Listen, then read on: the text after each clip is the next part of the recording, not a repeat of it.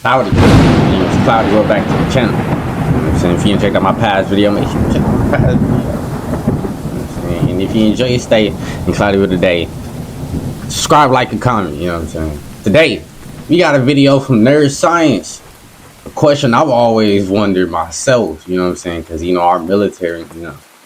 Could you become a super soldier like Captain America in real life? Have you ever wondered what would happen if you tried to pull off Captain America's most jaw-dropping stunts with just a normal human body? I'm talking about stopping a helicopter mid-flight, chucking a shield like it's a boomerang, and running as if... I hope none of y'all ever thought about doing none of these things with your normal body, bro. You stole Usain Bolt's speed. Sounds awesome, right? Well, the real question is, could you survive it? Or would you end up on a very painful trip to the hospital? Today, we're unraveling the science behind Captain America's wildest feats, exploring the differences between Steve Rogers and Sam Wilson, and asking if real-life technology could ever make a true super soldier.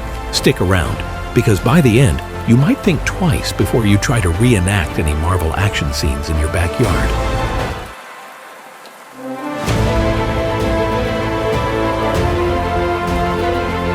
I hope this music ain't copyright. First, let's jump back to 1941, a time when the world was at war and the comic book scene was bursting with creativity. Enter Steve Rogers, a skinny, sickly kid with more patriotism than muscle mass. Now I think about it, bro. This comic was made for the people of war. You know what I'm saying? Like when they came back home, they kind of had like a hero story. You know what I'm saying? Like something that symbolized them in a sense, you know what I'm saying? Them winning the war and everything like that, you know. Scrawny that the army basically laughed at him during the physical exam. But Steve's got heart, and when you have heart in a comic book universe, things tend to go your way. He volunteers for Project Rebirth, a secret program led by Dr. Abraham Erskine, who's cooking up the legendary super soldier serum. Combine that serum with some... Bro, do y'all think they actually... Bro, we talk about, we seen in Call of Duty, bro. Yes, I'm bringing up video games. They got exosuits and all this stuff. Bro, you telling me they ain't attempt at least to make a super soldier serum, bro? I've been here, bro. I've saw, bro, and it's been on Instagram. I ain't gonna lie. I saw on Instagram, whenever I scroll on Instagram, sometimes I follow a lot of science stuff and, you know, theories, you know. And I saw some saying that China is trying to make a super soldier serum, bro. And I honestly believe that's true, bro. Because why wouldn't they try to do something like that? When they see in the movies, it seemed like it's possible. You know what I'm saying? With science. If I was a scientist, I would try it. You know what I'm saying? I'll be like, bro, let me see if I can make some gamma ray, turn myself into a Hulk. You know what I'm saying? Like, see if that's possible. Because, bro, the way it is in the movies, bro, I feel like the reason why they don't show how they make it, like, you know, thoroughly is because they don't want nobody to really replicate it. You know what I'm saying? Because it's a real solution.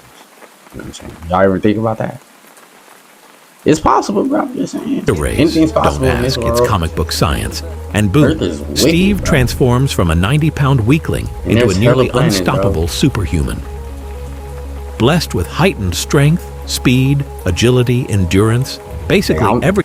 I wonder how it was for people back then when all these comics came out. Because, you know, I'm guessing movies weren't out yet for these things. You know what I'm saying? So when the comics and stuff came out, bro, just imagine like all the kids and stuff, the teenagers, bro, the joy of seeing these comic books and waiting for these to drop like some new sneakers or like a new video game. You know how people be waiting outside the store in a long line at GameStop for a new video game or a new console? Except the ability to do laundry. I wonder what it was like in the Marvel Cinematic Universe. Without the war, brings this transformation to life.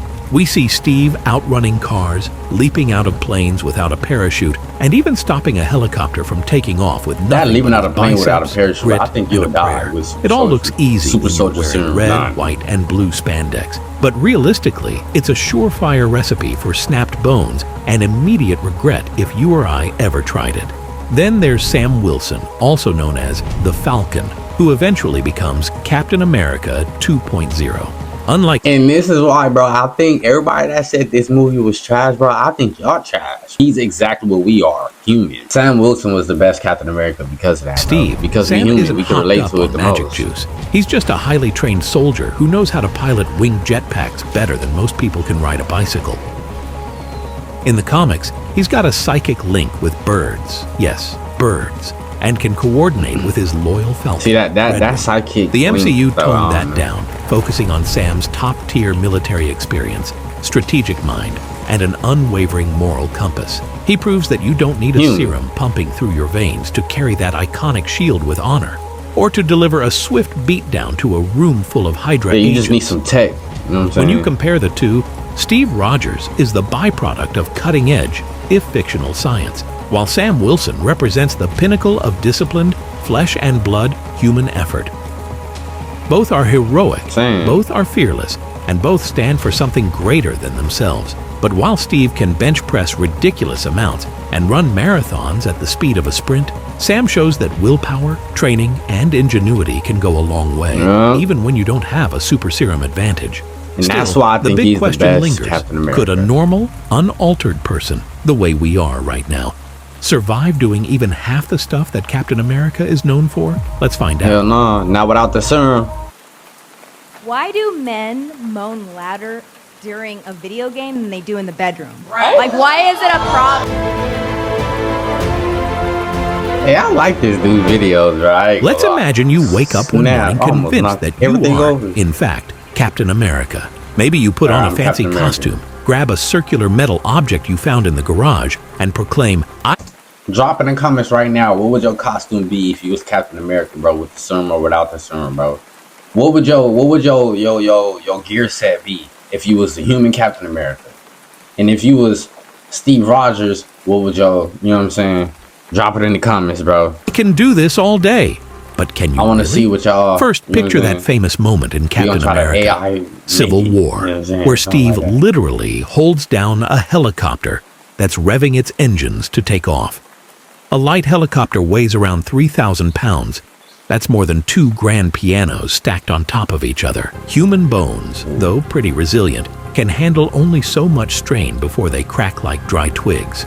Studies show that our skeletons can endure about 170 megapascals of compressive strength. Impressive, but nowhere near the stress you'd experience yanking on a helicopter skid. Unless you're rocking some top-secret bone density that's triple the norm, you'll hear a snap before the pilot even revs the engine to full power. Then there's the classic shield toss. Imagine a disc traveling at roughly 80 kilometers per hour, slicing through the... I still don't understand. Because didn't Sam Wilson catch his shield whenever he threw it too? Bro, that will shatter his hand. He's a human being, bro. It's some things he did in the movie, bro. I'm not gonna lie. Like when he caught the pole. Bro should have damn near died. I'm not even gonna lie to y'all, bro. Bouncing off walls like some kind of murderous frisbee. If you try to catch that bad boy he's catching it like... You'll be lucky if it only dislocates your shoulder.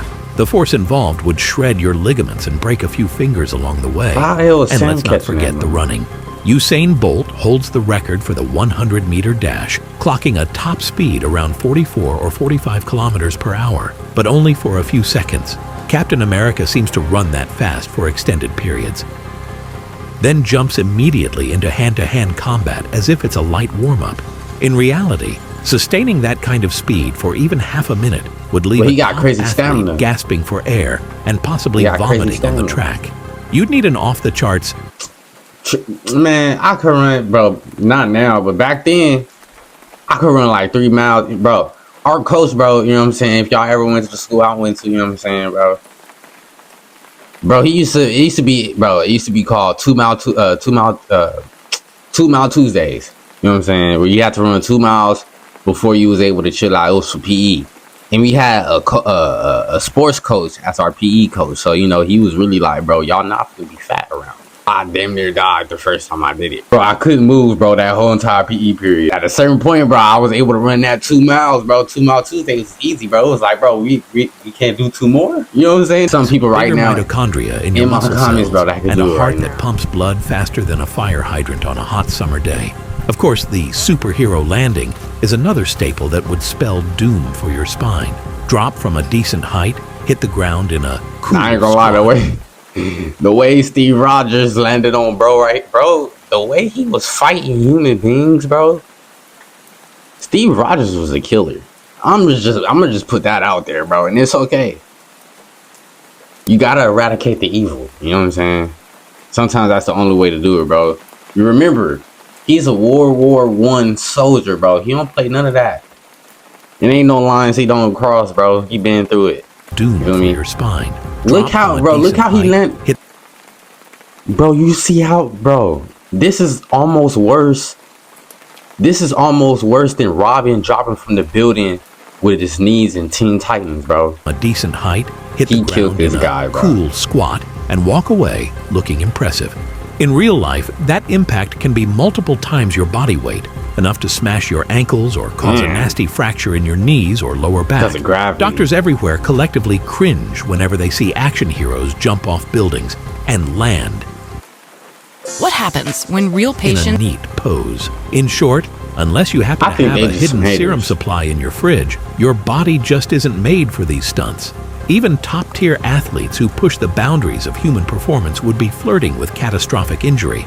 But while our biology has limits, technology might offer... Bro, I think they just saying that because they don't want people to surpass what they are already. You know what I'm saying? Because once they do that, bro, the people hold the power at that point. You know what I'm saying? That's all, bro. I think we can do that, bro. They just don't want us. They don't want us to be top tier. That's all. a helping hand. That leads us to the next big piece of the puzzle. Then we ain't gonna the be spending no shield more itself. money on medicine. Let's talk about the science behind the Vibranium Wonder Disc and see if real-world materials can give us anything close. My bad. Hey, this is gonna be a long video, bro. I'm not gonna pause it. Ah, the iconic shield. Shiny, All right, the red, shield. white, and blue, and apparently capable of defying the can't laws catch of that. physics whenever the script calls for it. In the comics and films, it's crafted from vibranium, a fictional metal that can absorb and store enormous amounts of kinetic energy. Captain America can slam it into the ground after a 30-story drop, and it won't even show a dent. Thor's hammer can crack against it, and the shield basically shrugs it off. Unfortunately for us mere mortals, vibranium doesn't exist in real life, at least not that we know of. That said, we do have incredible materials on Earth. All we gotta do is go to Wakanda. Titanium alloys are famously strong and light. High-grade steel can withstand thousands of megapascals of pressure. Carbon fiber is used in everything from... Bro, what do y'all think is gonna happen if you do find some that's exactly like vibranium, but then we just, you know, we call it something different, so people won't know like it is vibranium. What do y'all think is gonna be used for, bro? Will we even know? Or y'all think, you know, the military stuff keep it away from us, bro? I think they already got some stuff like vibranium and all that, bro, and they using it for the military. Formula One cars. That's why we so damn aerospace strong, bro. engineering. We even have advanced ceramics capable of resisting insane amounts of heat and impact, which NASA uses to protect spacecraft during re-entry. The trouble is that none of these materials flawlessly combine the traits that vibranium supposedly has. Super lightness, near indestructibility, and the ability to soak up massive collisions without transferring the shock to the wielder.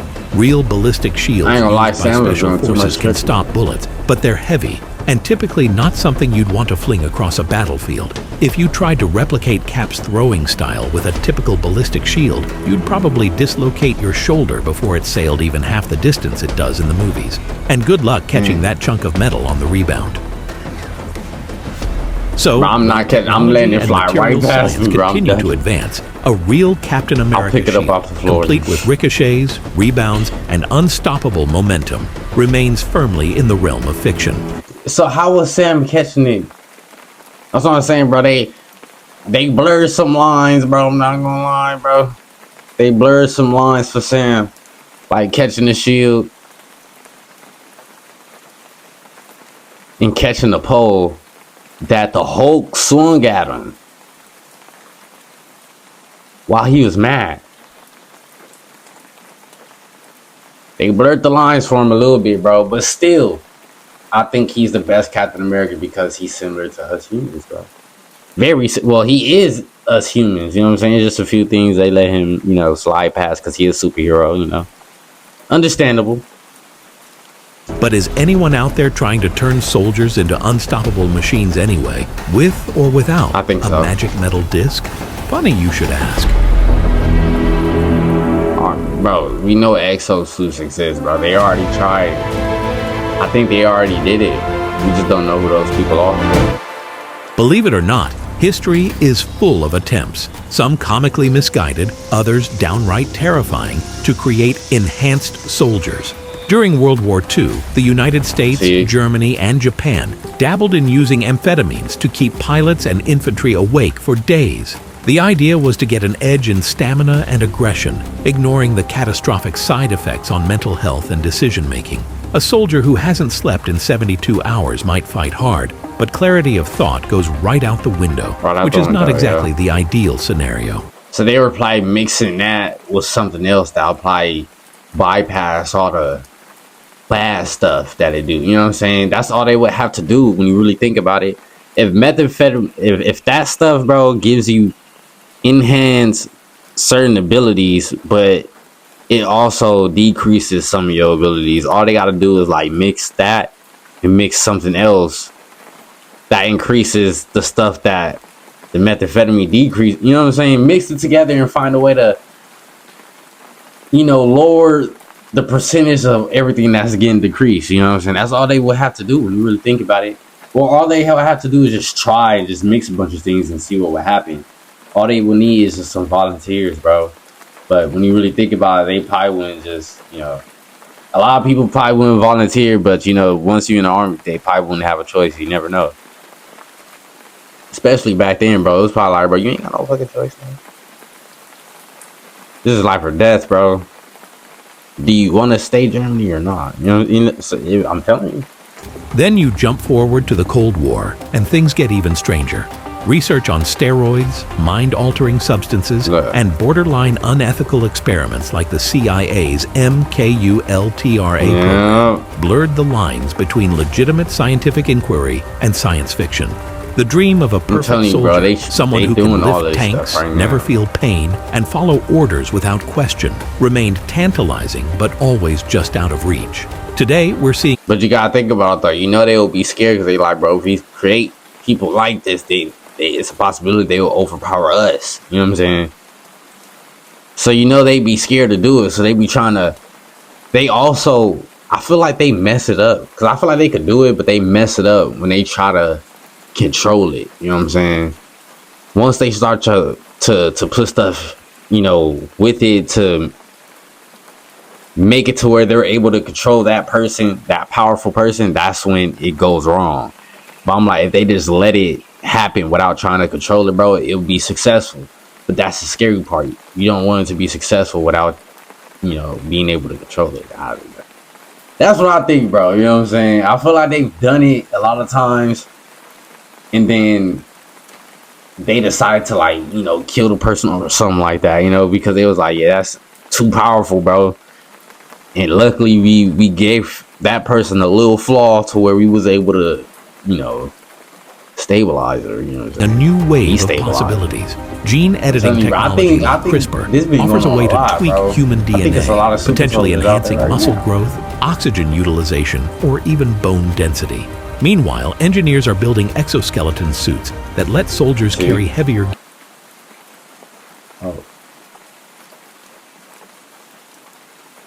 gear with less strain. Some prototypes claim to double or triple a soldier's carrying capacity without exhausting them.